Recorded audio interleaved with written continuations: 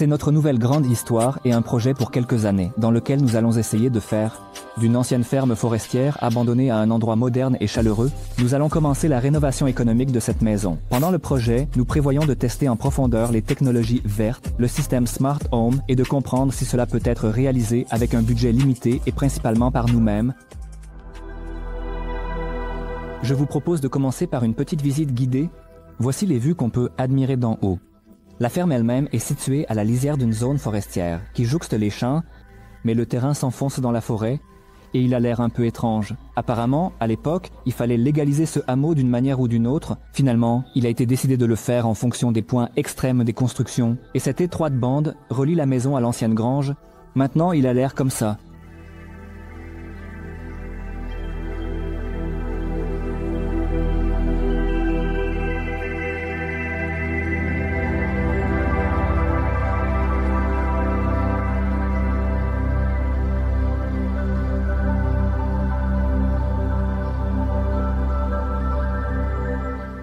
Quand le propriétaire du hameau m'a remis la clé, je me posais des questions sur son fonctionnement.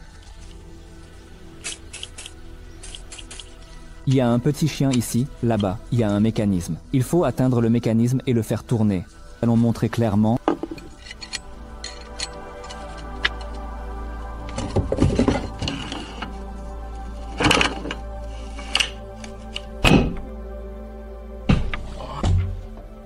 Après avoir compris la serrure, tondre le terrain, plutôt une petite clairière près de la maison car la majeure partie du terrain est boisée. On ne peut pas tondre là-bas sauf avec des haches. Mais nous en occuperons plus tard. Nous enlevons les orties et d'autres broussailles pour se déplacer et s'occuper de la maison.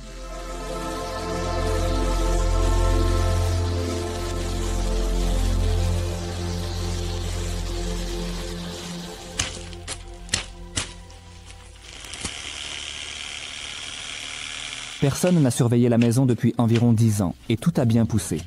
Il n'y a pas si longtemps, un nouveau propriétaire l'a acquis. En fait, c'est lui que j'ai racheté. Selon ses dires, il avait l'intention de construire une maison ici pour y vivre en permanence. Mais ses plans ont changé et il a décidé de quitter le pays. C'est probablement le cas, ou peut-être qu'ils trouveront des surprises, mais nous pourrons le découvrir un peu plus tard. En gros, le précédent propriétaire, qui n'était là que temporairement, n'a pas vraiment eu le temps de faire grand-chose, à part remplacer les fenêtres, qui, malheureusement, ne s'intègrent pas du tout dans notre concept. Nous allons les démonter dans un avenir proche, et nous les remplacerons par quelque chose en bois.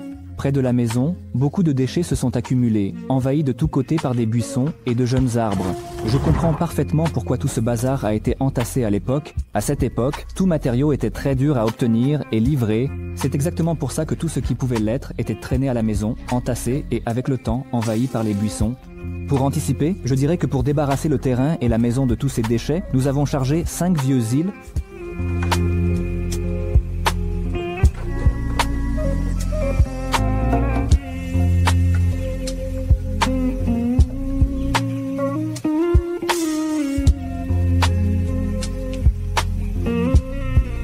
Titre. J'ai fait en sorte que Dima Torzok, avec succès.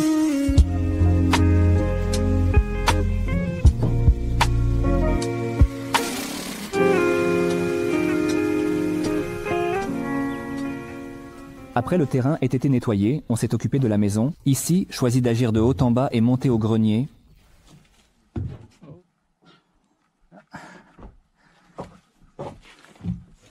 Faites attention avec les fours. La première chose à faire a été de déballer le pignon. Dans notre cas, c'est la partie du mur pignon du grenier.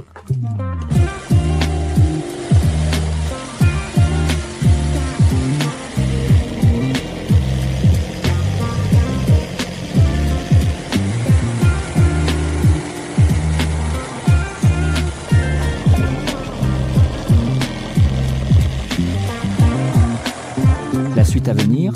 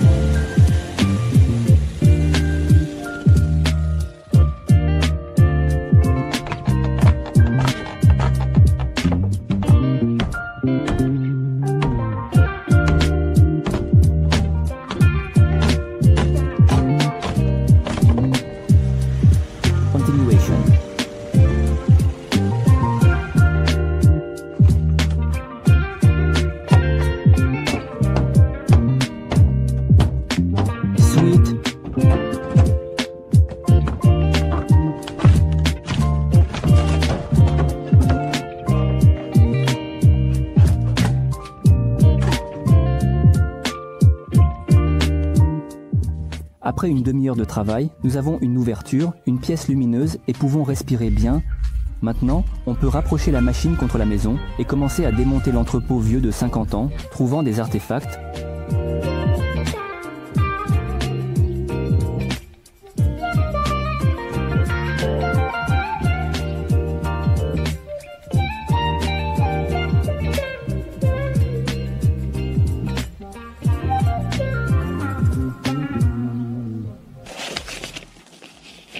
Grodno Pravda, notre journal d'ailleurs.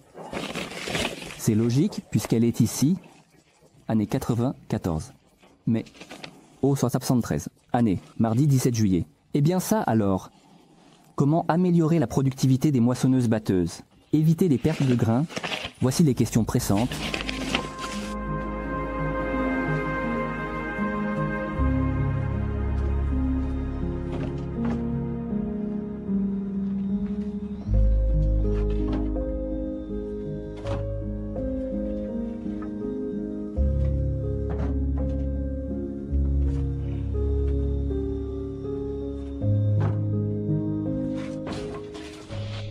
Ah, ici vivait un tailleur.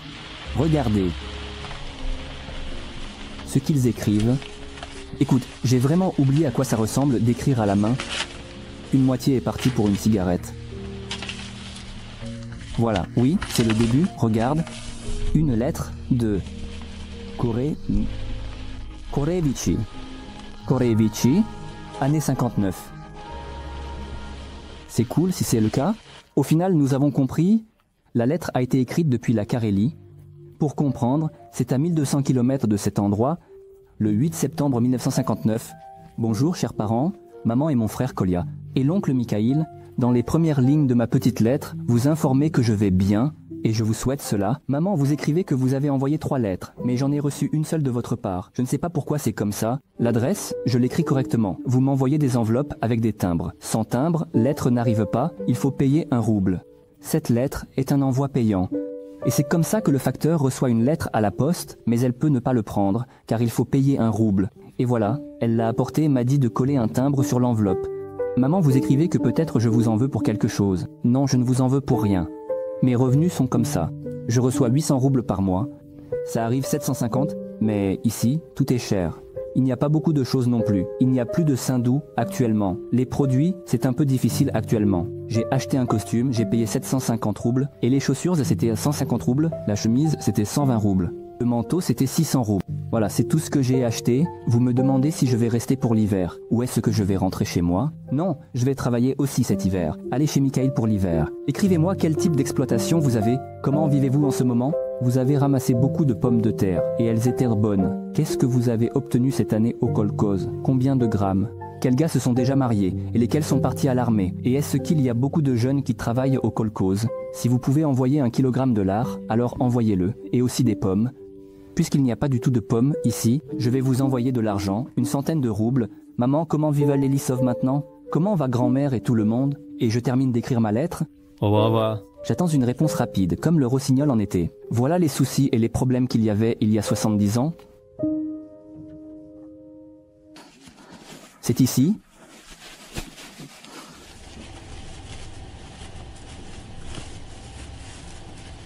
Ah, c'est de l'ânesse. Des graines d'ânette, si je comprends bien. Peut-être que je vais dire une bêtise. Il ressemble à un ours. Lunettes, une bouteille, et bien sûr le coffre. Tada!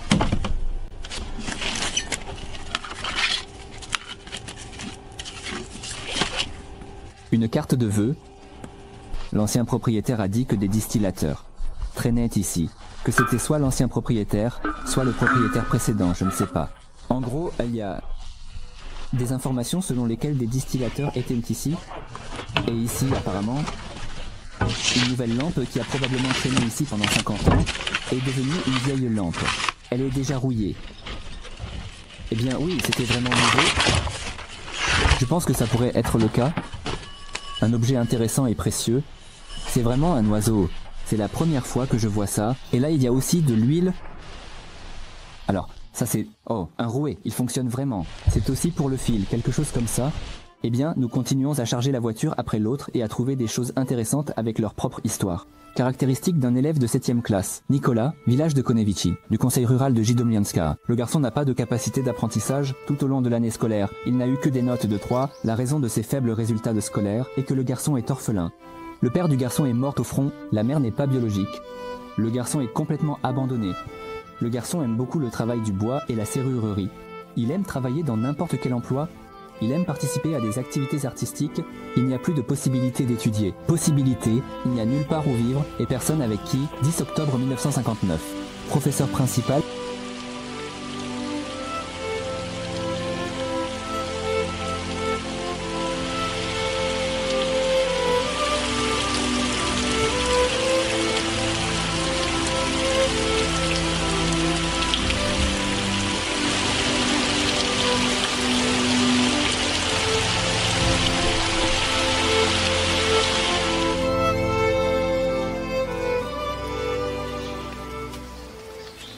Au final, tout ce processus s'est étalé sur une semaine. Le grenier se libérait lentement, mais le temps apportait ses propres modifications à notre emploi du temps. Le lendemain, le temps nous a finalement permis de travailler un peu, et nous avons décidé d'aller faire une reconnaissance au vieux hangar pour évaluer l'état et comprendre comment le démonter, puisque la construction n'inspire pas vraiment confiance, et être à l'intérieur, pour le dire gentiment, n'est pas sûr.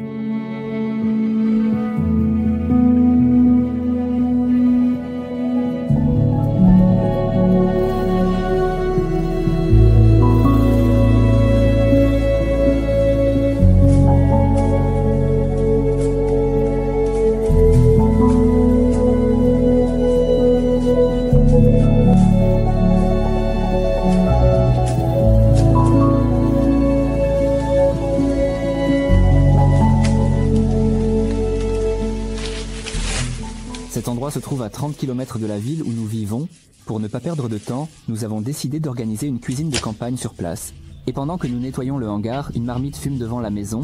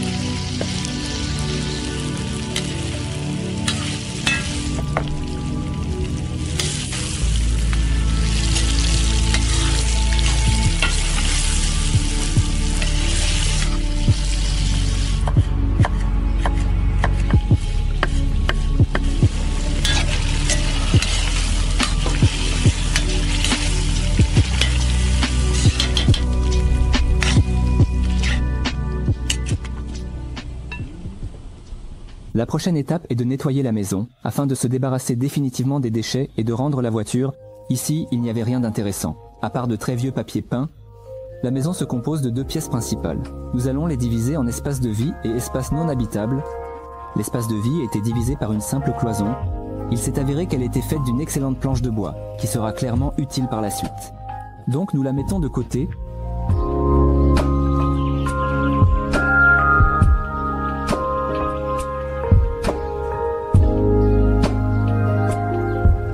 Mais ce vieux mobilier en aggloméré ne nous sera certainement pas utile.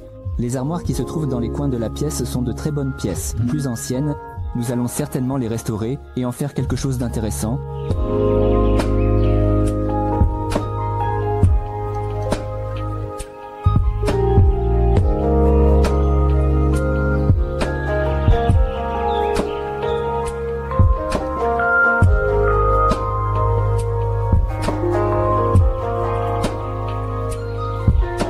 À l'étape suivante, nous nettoyons la deuxième pièce. Ici, il n'y avait également rien d'intéressant. Et pratiquement tout a été envoyé dans la benne du camion, à l'exception de quelques matériaux de construction plus ou moins utilisables.